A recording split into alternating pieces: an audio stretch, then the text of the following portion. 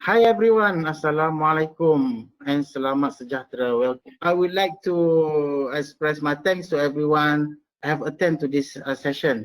So welcome to the session. Thank you. Thank you for sharing your valuable time to join this session. Hi, my name is Faiz. I will be your moderator for today. The objective of this session is to recognize the challenge during the COVID-19 and to learn how to adjust the leading style of COVID-19 recovery, to keep the team moral up, to communicate the coach talent effectively, and to delegate the them further. So join us as Mr. Peter Isaac shares his experience during virtually to provide you with the practical tips and strategies. So I've been involved in the work of leadership development probably since 2008, 2009. So after graduating from Malaysia, I've been in Singapore since the year 2000. So I had a lot of experience there. And then 2012, I started doing work in Malaysia. So I've been working both in Singapore and Malaysia in the area of leadership development quite a fair bit. I thought what's interesting, which just now Faiz mentioned, is one of the things I noticed is there is a difference in terms of application when it comes to leadership in this part of the world. So as we go through, feel free to ask me questions. I've worked both with multinationals and SMEs, and that gives you an idea in terms of some of the application. And if you notice the companies I work with, it's in different industries. So what that tells us is there are certain fundamental principles in leadership that's applicable across all industries. One of the biggest challenge is really how do you work what we call remotely, right? So I call it lead virtually because that's the current jargon, but basically we are saying working remotely. Now, what I want to be able to do with you over the next 1 hour is do a few things, give ideas on how you can make transition. Now, what do I mean by transition? Working from the office and working from home is definitely different, right? So when you move from one environment to another, there's a transition. Just like if you take a flight to the US, you have jet lag, and also there's a transition that you need to go through. So to give you some ideas on how to make the transition successfully, then to bring you through, to share with you some of the tools that people use, and I've used some of them, to make leading teams virtually easier. And the last one, give ideas on how to support your talent struggling with working from home. You might be surprised that you still have employees or team members at home who is still struggling with this adaptation, even though we have been 2 months in this whole MCO thing. So that's the thing. Now, they focus here very much in terms of the transitional issues, right? I've broken down this particular presentation into 3 areas. Oh yeah, let me just mention, so this focus of leadership very much is in leading virtually, right? That means leading from home. I'm not going to cover other parts of leadership where it's not related to this. So if you do have some of those questions, you can ask, but I'll be focusing very much on leading virtually, right? So leading virtually, if I were to define it, is being able to lead somebody without them being present, physically present with you. So that's how I would define leading virtually. So it could be they are at home, or they are at Starbucks, or they are somewhere else. Basically, they can be anywhere as long as they are not in front of you or not visually in your sight. So that's what I mean by leading virtually. 3 parts to this particular presentation. The first is called the borderless workplace. The second is, and borderless workplace really talks about the awareness and the realization and the reality of the current state of how organizations are working. One. Second, when you talk about borderless workplace, what are some of the changes that you as a leader need to start considering, because now you need to lead somebody without being able to see them. All right? And so that's the borderless workplace. Now, for the positive virtual work culture, we want to talk about how do you still create a culture when you're not seeing them, How do you create a culture, right? I'm going to share with you some very quick tips and some of the things that I've used with my team. I have a small team working in KL, and we are constantly, we don't meet all the time. It's always virtual working. So I've been doing this myself for quite a while. So a lot of things I'll be sharing focuses a lot on this and what are some of the things we do. And finally, when I talk about leading for results, how do we have those type of conversations with people so that they are able to continue to move on, be inspired, and produce the results that we need. All right. So those are the 3 areas. Let me start with this thing. What I call it's not new. This article is from Harvard Business Review. It's called The Alternative Workplace. And so this article, thing about it, is really telling about the reality of working away from the office. What was interesting is the whole concept of working away from the office has been around since 1994. So you think about it, it's almost 30 years that this concept has been around. Now, for those of us who have never experienced this, then the question is, how come not here? I came from a manufacturing background, and if you look at the trends in the workplace, a lot of our trends of organizational design came from the West. So it happens in the West, and then eventually come to Malaysia as well as this part of the region. So this reality is happening, maybe a bit slower in Malaysia. When I was working in Singapore, this is very, very common. In my last job, I was in a consulting company. We have a policy that you need to be in office only 3 days a week. The other 2 days, you can work from anywhere else. And there's a rationale why they make it 3 days, because part of their culture shaping is this whole concept of developing team cohesiveness.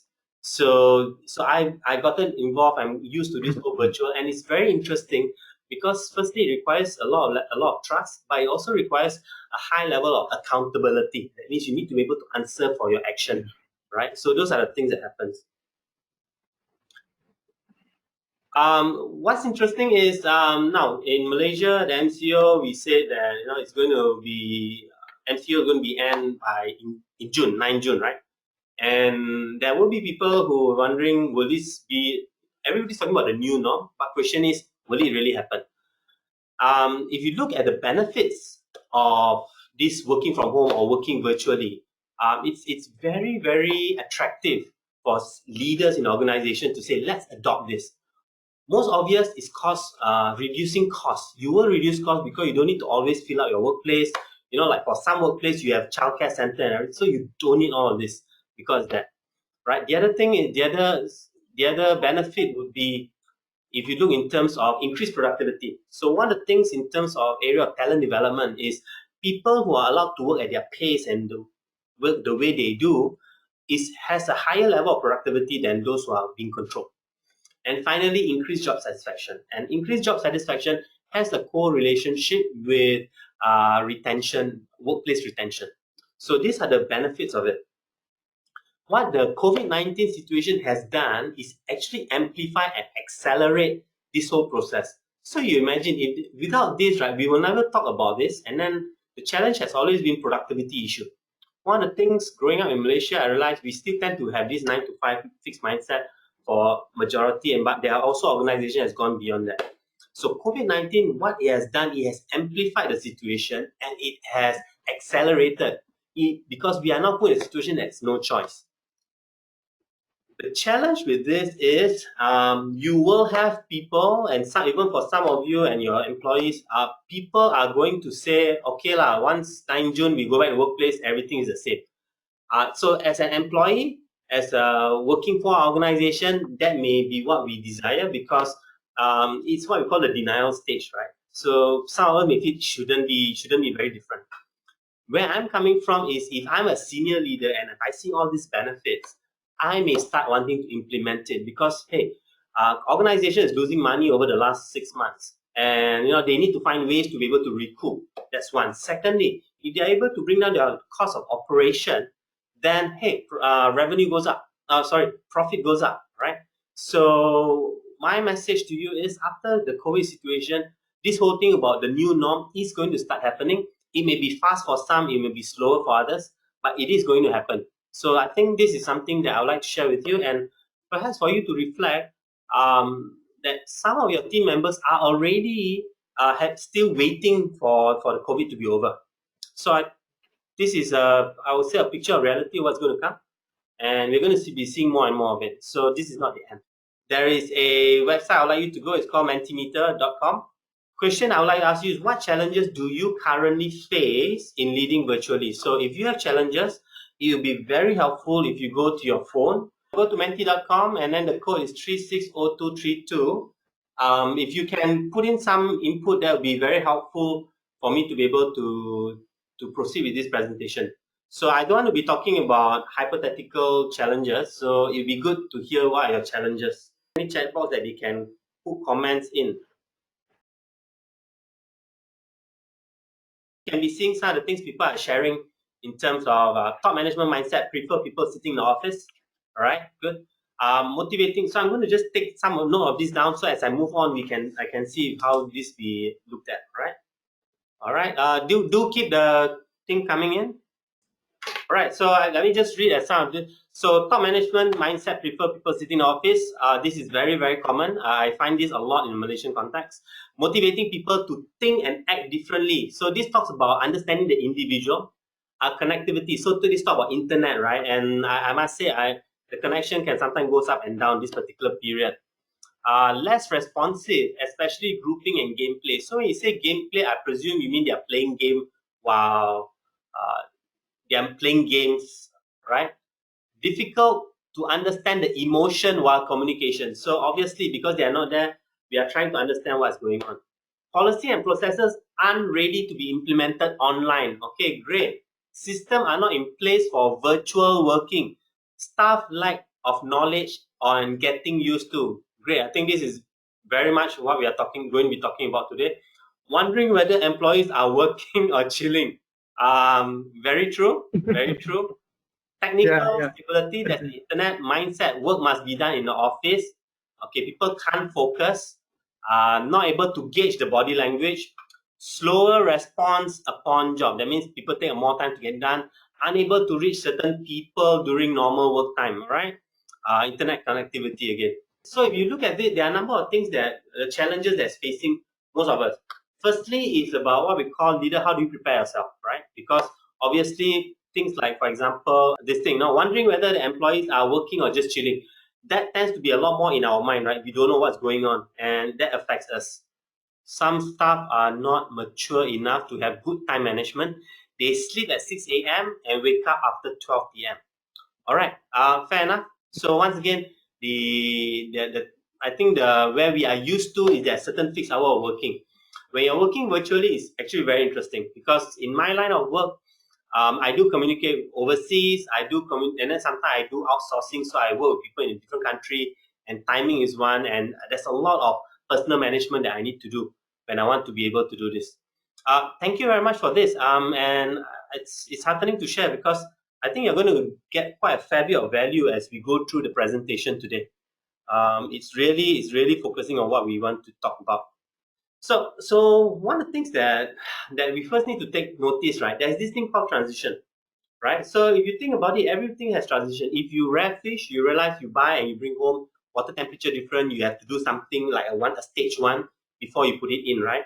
If you move to another country, there's this thing called acclimatization. When you go to a new company, there's this thing called settling in. So this is what we call transition. People don't just suddenly know what to do. Let me share with you some of the things that I've noticed the difference, and I think this is important as leaders. There's this thing called sense making, which is the why.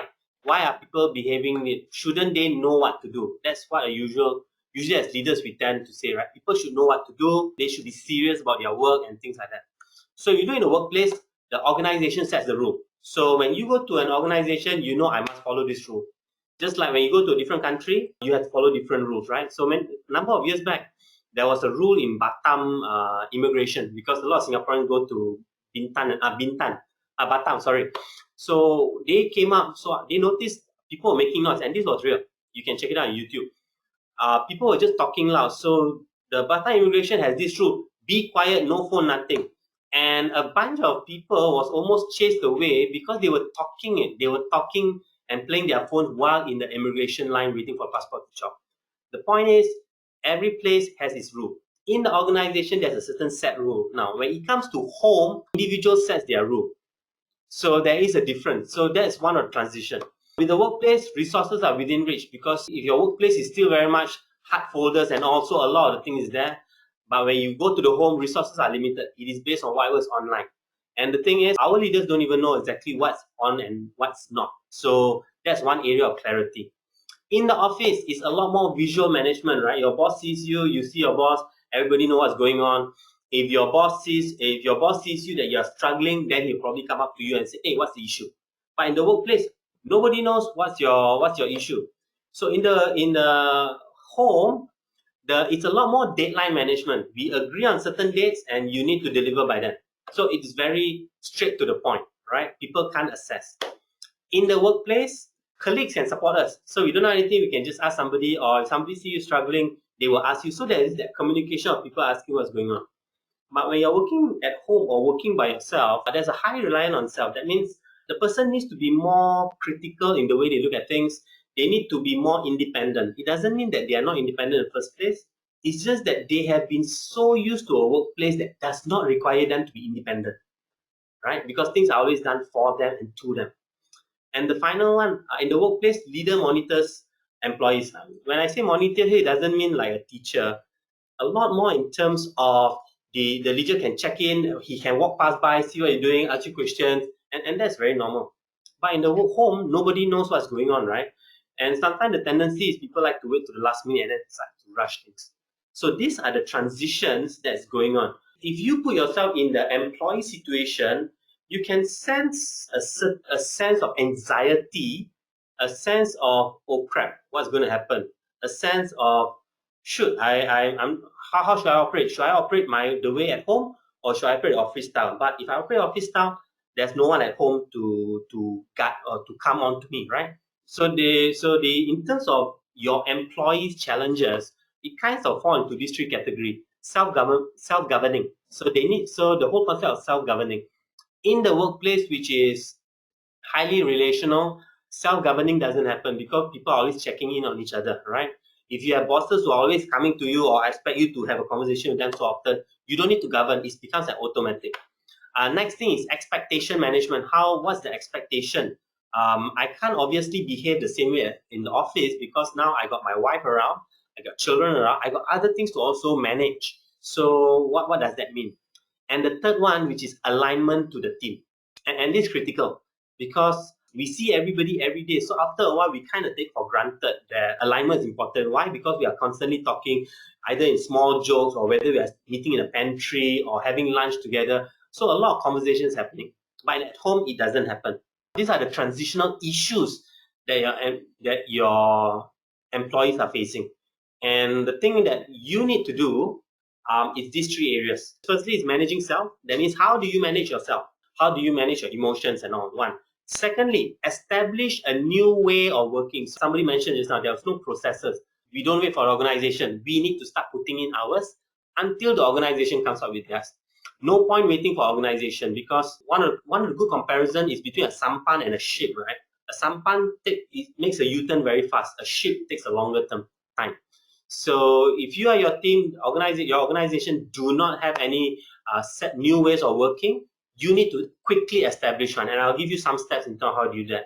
And finally, communication. And why communication, in my opinion, working with leaders more than the last 10 years, is critical. In fact, it's probably your key skills as a leader, especially when you're working virtually. So let's talk about managing self. And managing self is it's interesting because what happens is if you are stressed out, then it affects the way you lead others. Let me give you an example.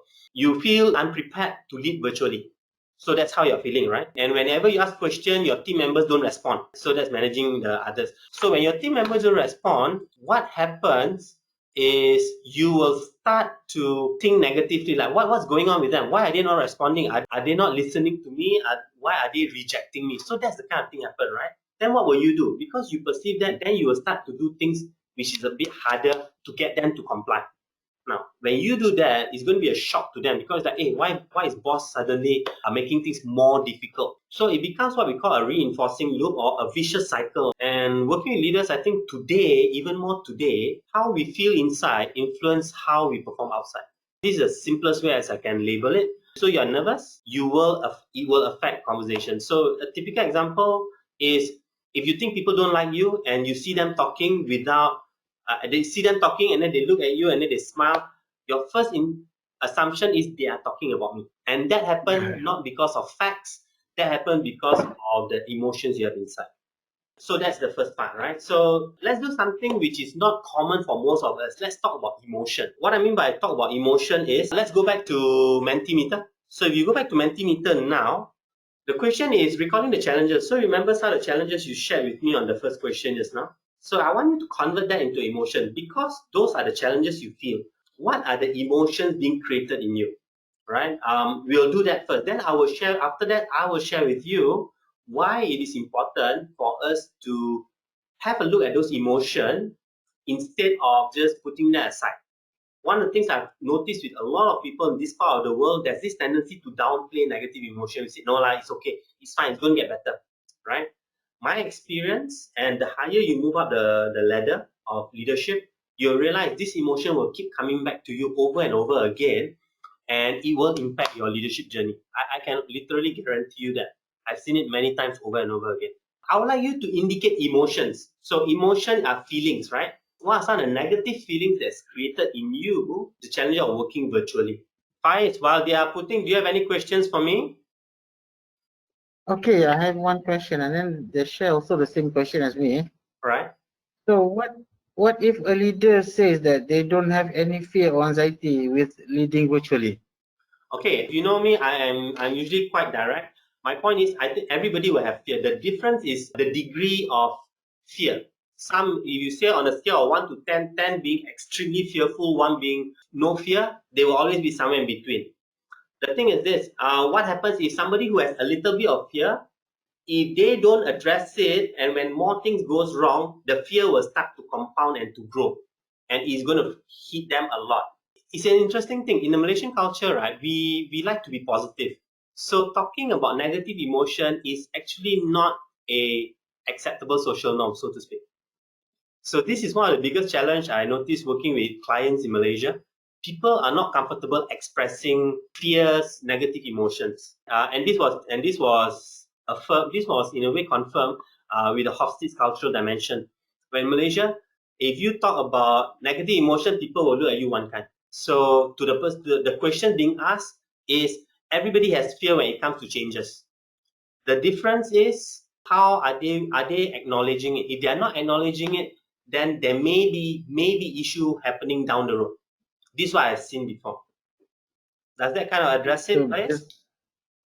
so we can say that a little bit of fear is also a fear, right? Yes, So it's exactly.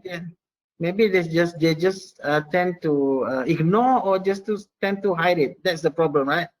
Yes, they tend to ignore, right? And the challenge about it is, if you read in terms of brain-based learning or neuroscience, right? Our brain has this subconscious part. So whenever you try and ignore, you are literally pushing it into your memory. And what happens is, when things start to happen, right, it will actually keep coming back. So that's where I talk about emotional baggage for leaders. When you are fearful and you don't talk about it, you don't deal with it, and you still push through, the emotion over time grows bigger. All right. Yeah. So thank you. I Okay. only got 10 responses. So let's look at a few. Unsatisfied, feeling helpless, and Yeah. thank you very much. I think this is one of the, uh, these are all very real, and these are all very real feelings. So thank you for being open to share this, right? Feeling Thank annoyed, you. feeling anxious, confused, frustrated, unsure, feeling lost. Good. So once again, it's a recognition that we have challenges, and part of the challenge is our direct report expect us to know everything. I think that creates the stress. Feeling lonely, all right. It's true. I mean, this is the first time happening. We don't really know what to do, right? And what's interesting thing with some of the older leadership thinking is, people shouldn't see that we are fearful. So that makes it even worse when we are leading. Stress, angry, anger, furious. Thank you very much. Impatient. Okay. Once again, what a lot of you notice is, it seems to take more time to achieve the result that we need to do, right? Now, so there's two ways to look at this. One way we can say is, confirm working virtually will not work, because why? It's taking more time. The other way to look at the situation is, what do I need to do differently so that I can still achieve results in the same timing or shorter? And the reality is, you can actually get faster, better results if certain fundamentals are in place. Keep it coming. For those of you who are still keying in, please keep it coming. This will be useful for us to look at it, right?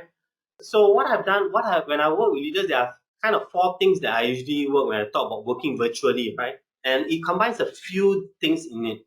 Firstly, it's about the need to acknowledge your own emotions. So this is critical, because if you don't acknowledge, means you are ignoring it. If you don't acknowledge, it means that you are hiding it. If you don't acknowledge, means you are not dealing with it and you're pushing it all out. And in a culture where we would like to view things positively, so for example, we say, no lah, it's not a big deal, my people can do it. You hear people talking like that, it sounds positive, but it doesn't deal with the issue. needing to acknowledge, which means you need to be able to say to yourself, hey, Isaac, this is creating a lot of frustration. I really feel lost. I don't know what to do. You need to start with that, right? Sometimes we call self-talk. Secondly, and somebody who shared just now, loss, I think is good, share your emotion with someone. In today's generation, you don't need to show that you know it all. In fact, leaders who try to show it all will always have the most difficult journey. Leaders today need to be able to share someone they trust. So, practical steps.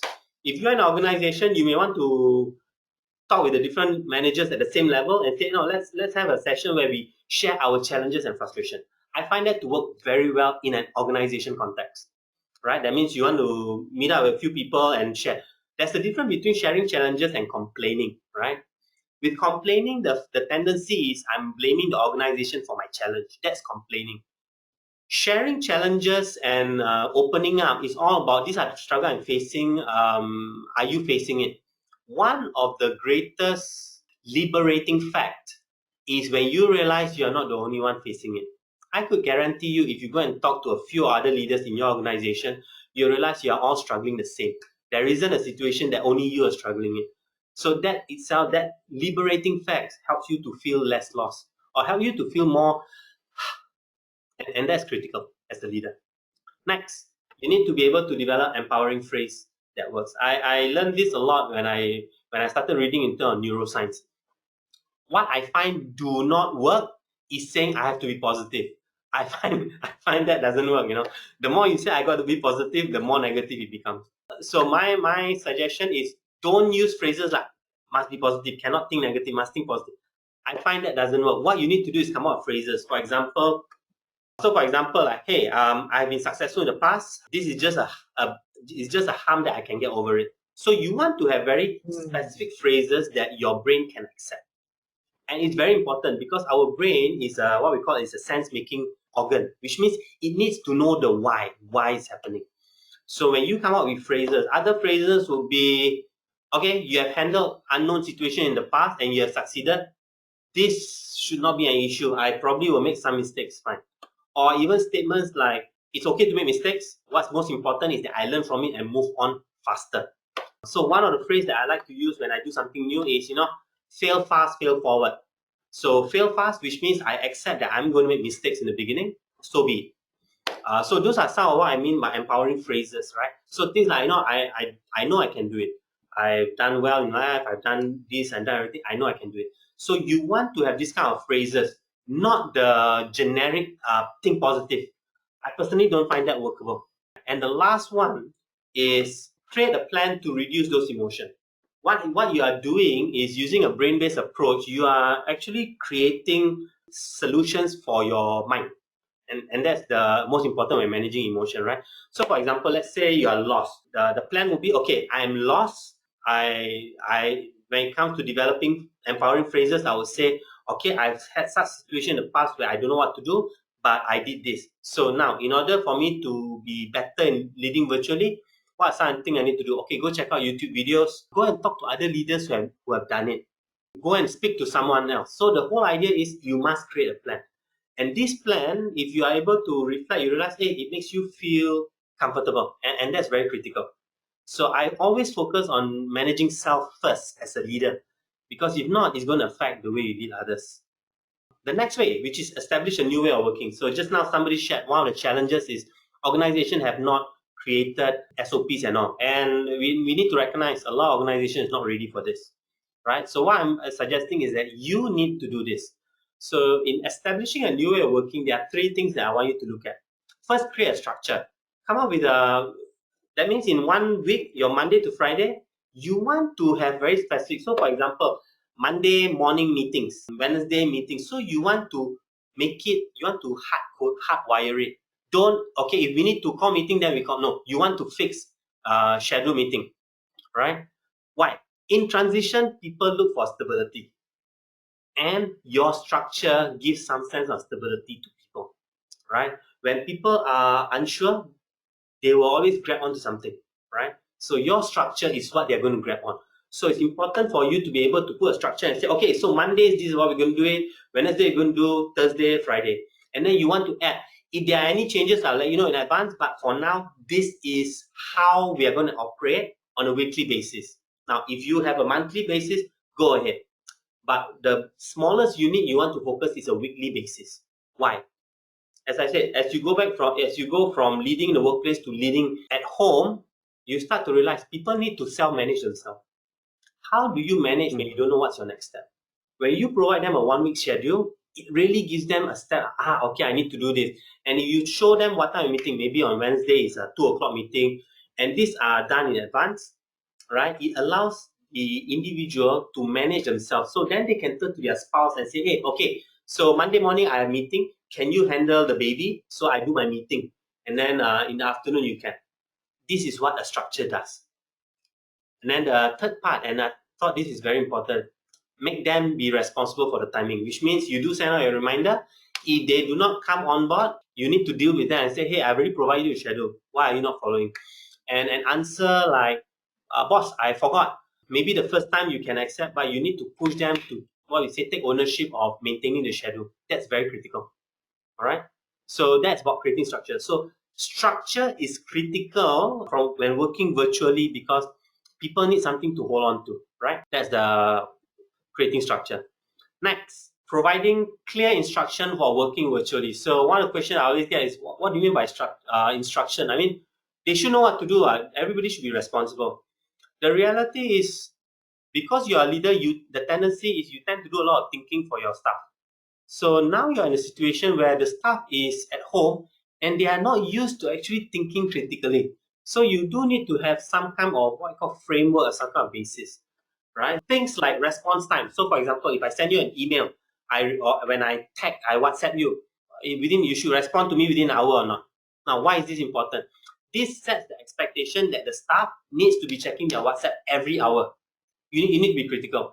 You need to be able to be clear on this. So, for example, if a staff, let's say the staff has somebody who, so say the staff cannot check, right? Then you need to be able to have something in writing to say, if somebody is not going to be available for half a day, please inform the team or the group WhatsApp. Please inform that, hey, I will be away from my phone from 9 to 12 for some personal matter. So once again, you need the constant feedback and constant in and out. That's one. Line of reporting. In the workplace, people tend to come to you because sometimes you tend to manage between two person, right? So let's say your number 2 is in charge of, say, logistics, and you have one staff, for some reason they don't really talk with the logistics guy, always come asking you, and what you do is you went and ask the logistics guy. When you come here, you need to be very clear what are the different roles the team members play. So for example, if it's a project team, and one person is in charge of documentation, you need to be very clear. So coming up with a simple chart and say who's responsible for what, it sounds like, I need to do that. The reality is you do need to do that. The trick is this: you don't have to do all this writing yourself. You can actually delegate and get people to do writing, but you need to make sure these are all addressed. Then calling for meeting. What kind of meeting do you call? Does anybody can simply just say, let's have a meeting? Or is there a procedure, or say, if you're going to call a meeting, please share with me your agenda, and then once I say okay, then you can call for a meeting. So you do need to have this clearly defined instruction for working virtually, right? Put the instruction on a document, make sure everybody has access. Now, my suggestion is you email, but you also need to put a copy on your virtual inbox, virtual storage. So like for me, I use Dropbox. So I make sure I have a folder for the team, and I have this document in there. Because the problem with email is sometimes you scroll all the way up, all the way down, you don't know where to find it. So have it there.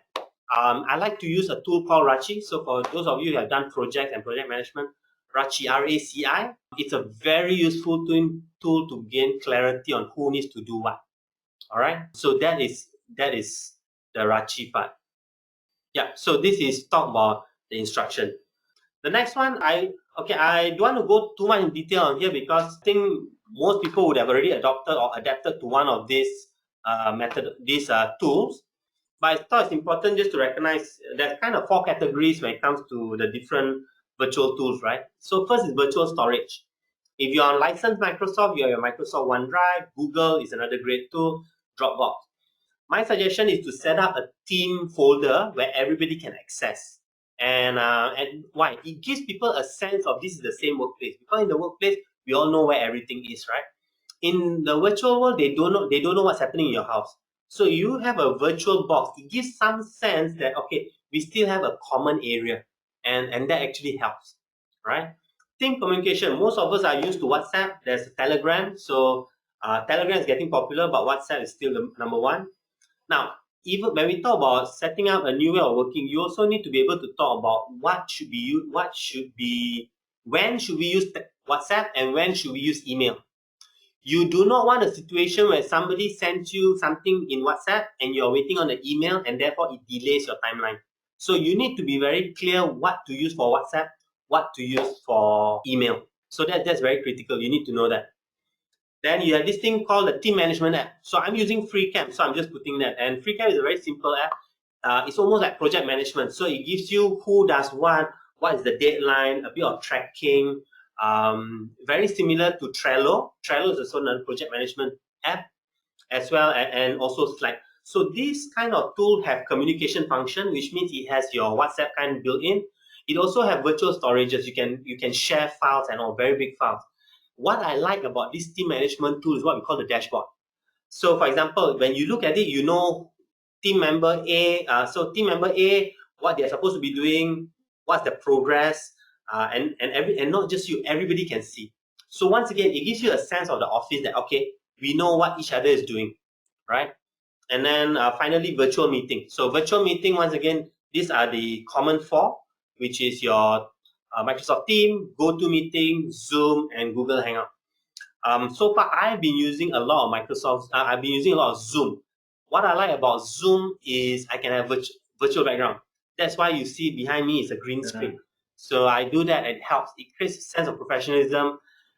It also gets you to be able to create fun stuff, right? You can have different things on background because you can create it. Okay, so that's on the virtual tool, right? There are a lot of others,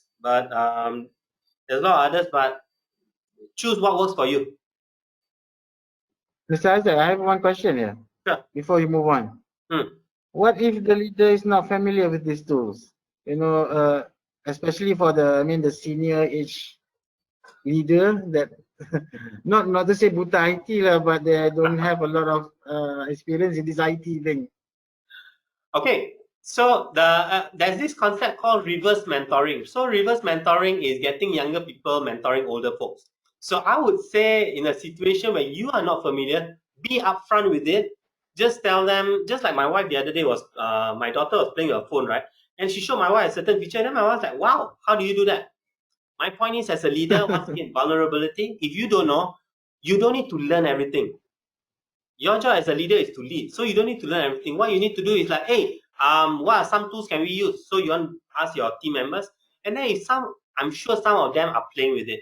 All you need is somebody to say, boss, I know how to use. Then you say, okay, so can I appoint you to be the mentor to teach us how to use the app? So that's one very quick way. Yeah. Does that help? Yeah. Yeah. Thank you. So that also creates engagement, because you know what, to your younger team members, they feel very valued because now you are asking them to do something for the team. Can you imagine the amount of what we call emotional dollar that you have invested just by doing something as simple as that? All right. So that is about the way of working. And the final part of transition, and I think this is I thought it's important, especially in the what I call the Asian culture, right? First thing is make your expectation explicit. I work with a lot of leaders where one of the things they're not happy about is they tell the staff to do 2 things, but actually in their mind they are hoping that the staff do 3 things, right? So when the staff do 2 things and stop, they get disappointed because they say, he's just doing enough, he's not doing extra, right? So we need to make our expectation very clear. So for example, from a languaging perspective, for some leaders, they like to say, so when you say you give them an assignment, do a research, and they say, boss, berapa? And you say 3 atau 6 lah. Guess what? Will they do 3 or 6? Obviously, of course, 3. 3, right? So this it has nothing wrong with your staff. It is very common, especially when we have a lot of things to do. We try to do what's enough, at least for level 1, right? So once again, this is change of languaging, right? If you are a type of person who's very easygoing, this is going to be more challenging. If you have 6 things that you want to do, just tell them, I need to do 6 things. Don't say 3 or 6, because sometimes we do that to sound nice. But especially in a virtual contact, it's not going to help, because you know why? When he comes back with 3, you're going to be upset, and in his mind is, boss, you said 3 to 6, I've done it. Why are you penalizing me for it? So be very clear, be very explicit. Now, why I mentioned in this part of the world, because if you Google for article on high context or low context culture, Malaysia is very low context culture, which means we say something, but we want people to know what's behind it. And that is very dangerous. When you are leading virtually, you cannot do that, right? Because it breaks trust and it creates frustration. So that's one. And then the second one, be specific in your instruction. Yes, no, give me time to think about it. If I'm going to think about it, you say 3 days, say, give me 3 days to think about it. Don't just say, let's talk about it next time, and then you hope the fellow forget. You'll be surprised, people don't forget. It's just that they don't bring it up, because in the Malaysian culture, people never question the boss. And that is culture by itself, right? The third one, be careful with your joke and sarcasm. Now, we talked a lot in terms of very hard to read the body language when leading virtually. Because of that, recognize joke and sarcasm can be taken the wrong way. And because they are at home and you don't know, imagine this. You said something. So for example, you say, yeah lah, so you clever lah. So you meant as a joke, right? The person can be brewing for one whole week, thinking, why are you being very bad to them? Or trying to embarrass them. So you need to be very careful. And this is important because I noticed, I grew up in Malaysia, right? I had some of this challenge when I was in Singapore. People view this very seriously. We may say they are sensitive, but the reality is the younger generation today are more particular. So be careful with your jokes and sarcasm. It doesn't help. It makes things worse. So this is the thing you really, really need to focus. So what I would say is tone down, right? Really tone down on your sarcasm and jokes. If you want to do jokes, do one-on-one. Never do in a group, because what will happen is you tell a joke in a team of 10, 8 will laugh, 2 will be hurt, and you will never even know about it. All right. Joking is a part of our work, right? Come again? Joking is part of work. It is. Yeah. So the thing is this: in the workplace, when I joke, right, you can see my facial expression, you can see my body language. So therefore, you are interpreting that I'm joking, because studies in communication always says the tonality, body language, and words, right? So if you look at the Merabian study in terms of communication effectiveness, what's interesting is our tonality, our choice of words only has 7% in effectiveness in a communication. The other 55 goes to your body language, 37 go to tonality. So if you are doing it and people don't hear you, can't hear you properly as well, they don't see your body language, the 7% will make them misunderstand what you're trying to say. So that's why I'm talking about jokes. Now, maybe you hear what I'm talking about is those jokes which is like poking at somebody, right? Okay, yeah. Those kind of jokes. Like you're talking, why did the chicken cross the road? Fine, nobody cares about that. But you're talking about making a joke on somebody. Let's say for somebody, last week somebody got scolded by the boss and say, remember, so hey, let's not make that happen. You'll be surprised, people will get offended. And that affects them. Just like how emotion affects you, emotion affects your staff too. The last one, use positive frames. So positive frames is about seeing things as an opportunity. So for example, the COVID-19 and making situation very difficult. So people say, oh boss, it's very difficult, very hard to work. Now you can just say, yeah, it's very difficult to work, or you can say that, yeah, it is difficult to work, but it's actually creating an opportunity for us to think of more innovative way of working. So that's what I mean by positive framing, right? It is not denying the fact, it is about seeing it in a more opportunistic way. Okay.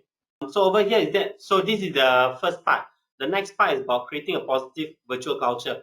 Is there any question up to now? There is one share from the question box from Joanne Chuan, I think from the previous slide, I think. Okay. I have my day-to-day schedule in my calendar for me to stay disciplined, to ensuring my daily task is completed. The same calendar is visible to everyone in the team case that is need to know whereabouts. Okay, but that's your calendar, you see. That's not the team's calendar. Okay. So once again, and this is what I noticed a lot of people do, right? You have a team calendar and then you put yours. The thing is, surprisingly, people will say, okay, so that's yours. It doesn't occur to them this is the team, this is for me to take note of. So the whole idea is being explicit. So for example, if you want to be explicit, you want to be able to say, okay, team, so you all can see my calendar, correct? And you make sure that they can see, because some person may have unchecked and wouldn't see it. You want to be clear, like, okay, so my calendar is what you need to follow. Now, you need to be there explicit. You cannot assume that it's common sense. I learned this when I was in university. Common sense is not common. Yes, I think so. And then one thing it comes to my mind is regarding the I mean the thing that you said that you have to make expectations explicit. So is that wrong for us to expect more than what we ask them to do? Like what you say now, we ask them to do until 6. We expect 7 actually. So Okay. is that wrong? Because in the current organization, I can see most of the leaders think that way. All right. So the thing is this: we are in a culture where we don't want to offend people. It's not that we purposely offend people, but our culture is we don't like to make people feel uncomfortable. That's our culture, which is why we do a lot of body language reading. Because when we say something and the fella look, so for example, you say, "Can you do 7?" and then you see the fella's face one time, you say, "Never mind, never mind, do 5." Right? Because our culture Okay. is one where we don't like to inconvenience. Now, the positive framing is not about I purposely want to inconvenience. It's just that if I don't state my expectation and the person do something else, I will get frustrated. When I get frustrated, I will view this person negatively, and it's going to make things more difficult. So a lot of this going virtually actually has an impact on culture change for you as a leader. It is not about inconveniencing your staff. It is about making your expectation clear, so that if there is any differences, you focus on the expectation as the common factor. Right? So that's what you need to do. So this is really about the leading. Another point which came out, and this goes to managing self, right?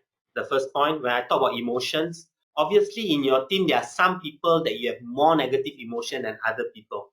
You need to be able to recognize that and talk to somebody in confidence. What I've noticed, if you don't deal with your emotion to specifically that individual is going to affect how you treat the rest. The next part is about creating a positive virtual work culture. How do you create a positive work culture online? Your only access to your direct report is via your camera or your phone. So imagine if you're blindfolded, you are dependent on how people sound, whether they sound excited or fearful. If they sound fearful, you'll back away. If they sound excited, you'll go to them. This is the general human psychology. So you need to look energetically, which means when you are doing your video conference, right, you don't want to say like, good morning everybody. Good morning everybody. You want to exaggerate, so to speak. For some of us who are not used to that, it feels fake. But this is not about being fake. This is about what your people need from you. This is my personal challenge. I'm not somebody who's very energetic, but I've learned to do that because I realize it's helpful for the people tuning in to me. So that's one. The other thing that you need to really do with your team to create a culture is you must be real. Real meaning if there's an issue, you say, yes, there's an issue. So for example, senior management prefers certain thing, right? So you want to go things like, yeah, we do have challenges because the senior leadership still prefers it the old way. But you know what? That doesn't mean that we cannot do other things. Let's focus on something that we can improve. Then maybe if we do that, the senior leaders might allow us to do something different. So it's about being real, but inspire hope at the same time. So remember, as people transition, there's fearfulness, there's fearful, there's anxiety and all. And this inspiring will actually help them feel a lot better. So you really need to do that because an emotional management thing. Use words that demonstrate care. How are you? So for example, something goes wrong or deadline, right? So instead of starting with your first line of why delay, you might want to say, hey, how are you feeling? Are you all okay? Right? So you want to demonstrate care. Very, very critical in a transition period as well as a virtual period situation because the person is not seeing you. Then look for the positive in all situations. I've explained that earlier on. View all members' comment as valid. Now this is key because they face different challenges at home which you have no idea. So when they say I have an issue, I think it's important for us to recognize their work environment is different. So you need to be able to say, okay, tell me more. The other thing about creating a positive work culture is everyone needs to have a voice. So when you're having a meeting, you want to make sure everybody shares something. Maybe not for all the questions you have, but you need to be very conscious about who's keeping quiet. What I usually do, if somebody keep quiet, I will call them personally. I'm going to call and say, hey, I noticed over the last 1 week, you have not really said anything. Share with me what's going on, right? And if they say, no, everything's okay, then you want to say, okay, then you do a bit of coaching, right? Say, okay, can you help me do this? If you have nothing and everything's okay, can you at least say, hey, I'm good over here, as well as give updates. The challenge with updates is our culture once again talks about don't boast. So we assume by sharing our progress, sometimes is being perceived as boasting. It is not. It is updating, is reporting, So create a culture where people are reporting and it should not be perceived as I want to show off. I think if the mindset is showing off, then people dare not. It is important for people to say what they have been doing. Very important. Use survey. So I use a lot of SurveyMonkey, and you have SurveyMonkey and a few others where you can have free, right? So don't ask the question in the group. Once again, the Malaysian culture is we are very groupy, so we don't like to say things that is not popular. So if you ask, everybody will follow everybody's answer. So one thing you can do is use SurveyMonkey or some kind of survey mechanism, as well as Google. So Google Doc is another way to get feedback. So especially as you're starting out leadership, right? You want to. So a usual question I'll use for new leaders is this: please share what are 2 things that I can do to improve our team meeting. You notice my question is based on the assumption that I need to improve. It wasn't a question is how do you think the way I'm leading? In the Asian context, most of us will never disagree, or at least Malaysian context, we will never say no to our boss. We will never say our boss gives problem. That is just culture. So if you say, can you please share 2 things that I could do to make our team meeting better, you will get more responses. So that's how you want to frame your survey. Get team members to be in charge of organizing. So for example, you don't have to be the one setting up Zoom all the time, right? You can have a schedule. Okay, the next meeting is soon. So you come up with a simple, ask somebody to come up with a simple schedule for which day who comes up with the meeting. Once again, it's about team engagement because people want to be involved. In the workplace, they are always involved, but virtually, if you don't ask, they'll keep quiet. And then use collaborative decision-making tools. So I use a weighted decision-making tool in terms of doing team decision-making. So you can do something like that. You want to get a lot of surveys. Just now I show you Mentimeter is a free tool. They have a free package, so you can use that to get feedback. So the reason I use that is for you to realize, hey, you can do that also. Then you can share the result with everybody because the result is anonymous. Now I showed a picture of the remote control because when you talk about positive work culture, as a leader, you are the remote control. You control the temperature in the team. If you want the team to be hot and positive, you can temperature. If you want the team to be quiet and just compliant, it is also you, right? So this is very, very critical. Virtual team meetings, I think most of you have done it. These are the usual challenges. We have comments, unless somebody has some comment, these are the usual one. Team members keep moving in and out of meeting. I mean, talking, they go and do something else, right? Get water or something. Team members not doing other things. Sorry, team members doing other things during meeting. So you don't know whether they are playing games or whether they are texting somebody. You do not know what's going on, and that creates a lot of anxiety for you. Not sure if a team member understands what is communicated. Internet connection is an issue. Some people don't turn on their cameras, and the team members' environment is distracting. So these are the usual challenges I've gotten when we talk about virtual meetings, right? So these are the steps that I always use or when I work with people, right?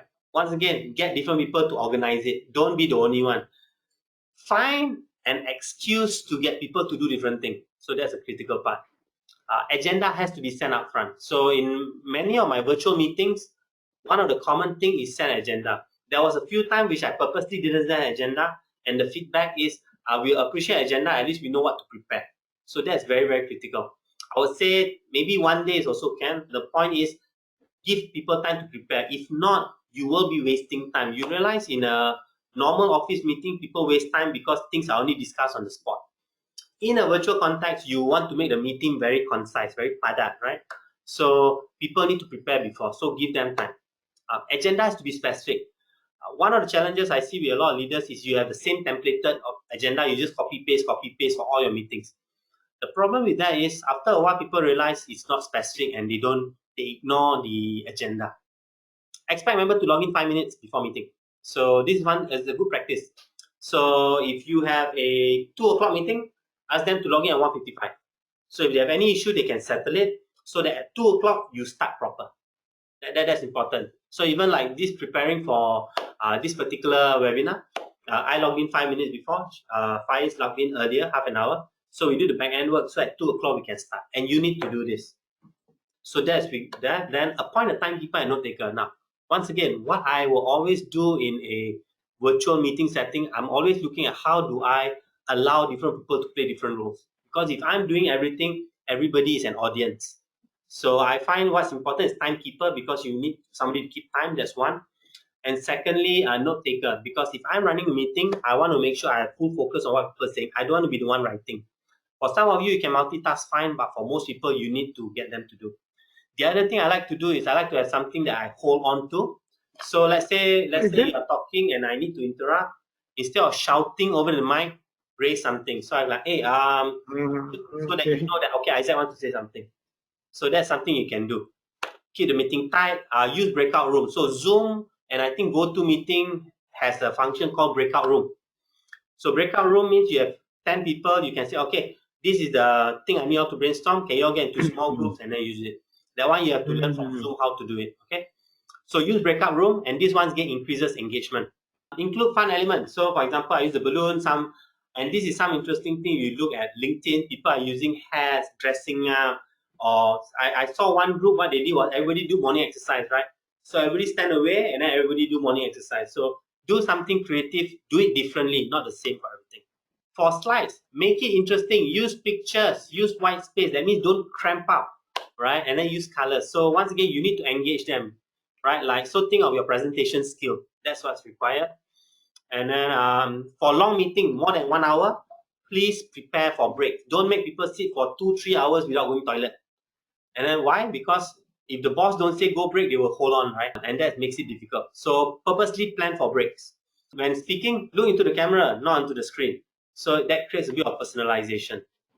There is one question here. If we say the meeting is at 2, why don't just ask them to log in at 2 and we start 5 minutes later rather than we ask them to log in earlier? Okay, good one. So what happens is this. When you say start at 2 and you only start at 2, then so once again, the whole concept of respect. There are some people who are for some people, they are very focused. So 2 o'clock means 2 o'clock start. If you log in at 2 and only start at 2:05, after a while, people don't take your word seriously. That's one. Secondly, you will see people logging in at 2:05 because they think you're going to spend the first 5 minutes addressing this. So your word doesn't become valuable. So once again, this part of culture, because you're online, you must start everything on time. You cannot take your own sweet time. Okay. Now the last part is really about communication. How do you talk to people, right? And this is very important. So the point about leading for results has a lot to do with the human touch. And what we are attempting to do is to give some sense of the human touch, right? So I mentioned when we lose proximity, word matters. When we lose proximity, word matters. Why do I say so? So over the years when I'm doing with leadership, I think what I became better at is understanding adults and how adults work, right? So for example, adults generally don't admit their negative emotions, right? So it's like anything, oh no, it's okay, I can handle it. So they do that, right? Secondly, adults tend to unconsciously test new behavior. So for example, you say, hey, from today, I'm going to be positive. I can tell you somebody is going to come and test and see, are you really positive or not? So adults tend to like to do that.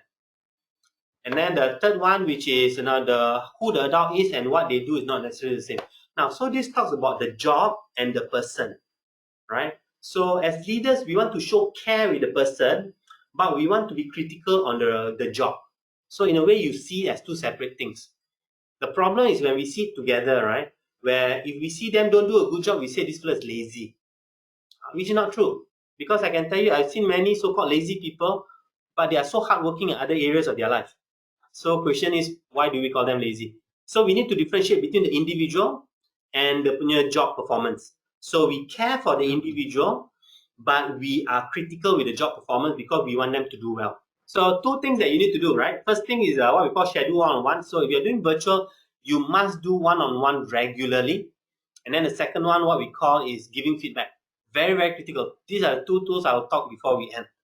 So when we talk about schedule one-on-one, is you need to let your whole team know you are doing this for everybody.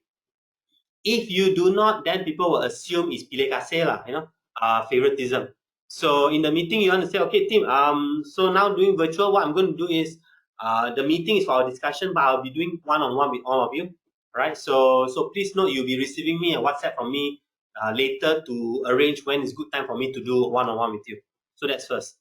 Do the schedule privately, right? And then also when you are doing a one-on-one, so one-on-one is basically like a catch-up. Hey, how are you doing? Is everything okay? What's some of your concerns? How's the family? Those are one-on-one. And today's contact, leaders do need to be a little bit involved with the employee's personal life. And then use video conference because you can see the face. Don't do over the phone because it's efficient. No. Efficient doesn't mean effective. So you want to be able to do face-to-face and see how the guy is doing. Because what I always notice, when you do one-on-one, firstly, the screen is bigger. You are able to see his face one kind and say, hey, you say, okay, but I know your face, like you're not getting enough sleep. What's going on? Then maybe what you realize is this guy have a newborn child. So that's helpful. This is some basic framework. I think after this, Faiz will share with you all the slides. Very simply, start by asking how they are doing. Demonstrate empathy, right? Because leaders are all about inspiring people. Leaders are all about moving people. So you must demonstrate empathy. Hey, how are you doing? How's everything, right? Then make clear distinction. Is the call a friendly chat of how are you doing, or is the call work related? So remember what I talked about the person and their job. You need to be clear. Usually what happens is when employee gets a phone call, their first question is, am I in trouble? That tends to be a normal thinking because boss only call me when there's problem. So what you want to do is clear the distinction. So like, hey, hi Vice, how are you doing? Hey, just a quick one, I'm calling you about that particular project. I just want to have a quick clarity on it. Why do you do this? That's one way. Or, hey Vice, how are you doing? Hey, I'm just calling to see how are you doing because work has been intense and I thought maybe I want to talk something which is not work related. I just want to see how are you doing.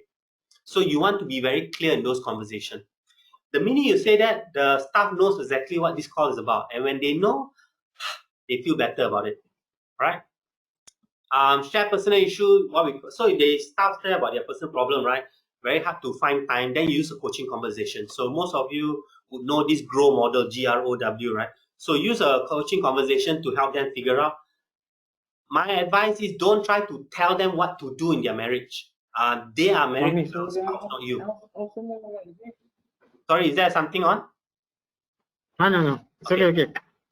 Now, so when they talk about work related, what I will always do is I always start with how are you doing or how are you feeling because of this, especially when it's a work related problem. Don't start by saying what happened or why it happened like that. Don't start with the work. Start with the person. How are you feeling? How are you doing? Are you okay? Right. So let's say the project, he didn't get the deal. So rather than say, why didn't get the deal? You understand? Say, hey, how are you feeling? Are you okay or not that we didn't get this deal? Then talk to them. So you want to be empathetic. You want to show them care first. Next, find opportunity to indicate your satisfaction level. This is a feedback. So one of the things that a lot of leaders are afraid to do is to let the person know how they are feeling. So for example, I'm happy that you're working on this. I am a bit confused when you told me this. I'm frustrated, not at you, but I'm frustrated that you have been doing this for 3 times, but it's not working. Maybe share with me what's going on. So you want to use those kind of indicator or satisfaction level for your staff to know how you are feeling about them. Because I can tell you, every staff wants to know that. It's just that maybe it has not been done correctly in the past or it has never been done because some leaders I know are afraid to do that because they scared staff starts to compare one another. Why my boss say he's okay but it's not? And then because as leader we are scared to be said that we are favoritism. No, you need to do this because it's a feedback to them. You should focus on the what and when. So as a leader, right, your focus is, okay, what do you need to do, by when you need to submit. The how, usually leave it to them because now they are at home, they are self-governing. So they are self-governing, it means they need to do in a way that makes sense for them, right? I mean, there's many ways to go from Malaysia to Singapore. There are many ways. You can use Causeway, you can fly, you can take a ship. So let them figure out which way works for them. Okay.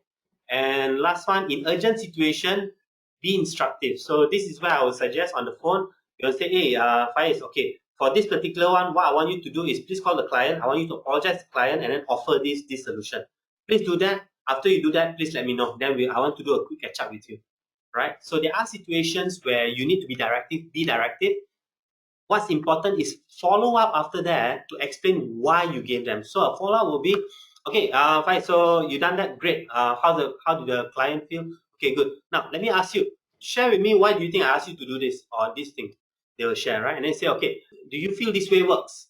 If they say yes, great. If they say, boss, what about you tried it? Now that's an opportunity for you to learn. But ultimately, it's about understanding the why you want them to do that. All right. Never assume that they will learn from it. Interestingly, most people don't learn naturally nowadays. So that's the thing that we need to do.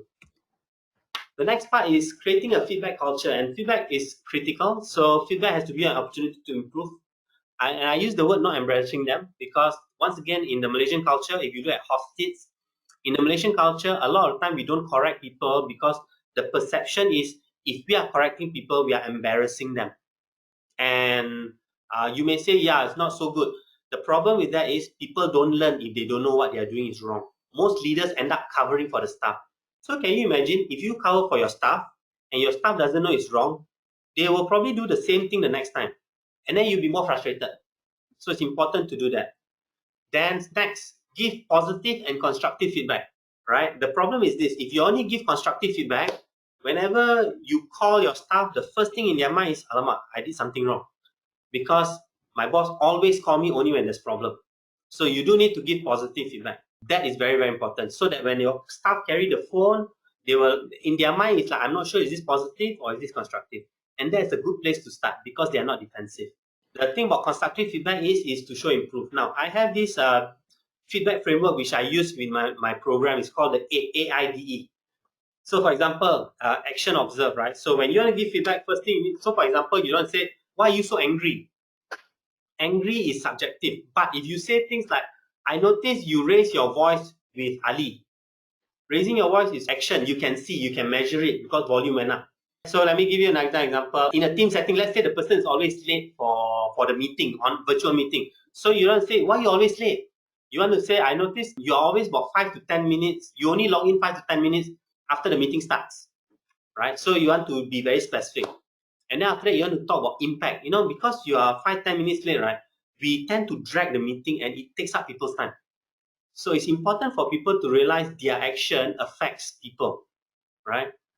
Now, after that, you do what we call design a workable student. How do we make sure next time you are logging in on time, right? So that conversation can go two-way. And if it is a constructive feedback, you want to end with express confidence. So, guys, I know you don't purposely want to be late. I've seen that you have good work examples. So let's. I'm sure that next time you can do it better. So let's work together to make it a success. So that's how the AIDE comes in. I'm running a program for MPC, and it's what we call a development program. And these are for leaders who want to learn to do what we have just talked about in this 1 hour, to be able to apply it, which means I will be sharing you the nuts and bolts, specifics, helping you to craft statements of how do you share. What does it mean to explicitly share your expectation? If you or your leader or you think somebody who's interested in something more in-depth, who says either they need a bit more guidance, then this is the workshop for you. It is 3 modules over 6 half-day sessions. So if you're interested in this, these are the information. You can reach out to MPC. And it will be done virtually, which means it will be like this for all of us. Thank you very much. Thank you very much, Mr. Azek. There's a lot of things I learned today. So many new things. Bye, Mr. Azek. Have a nice day. You too. Thank you very much. Bye.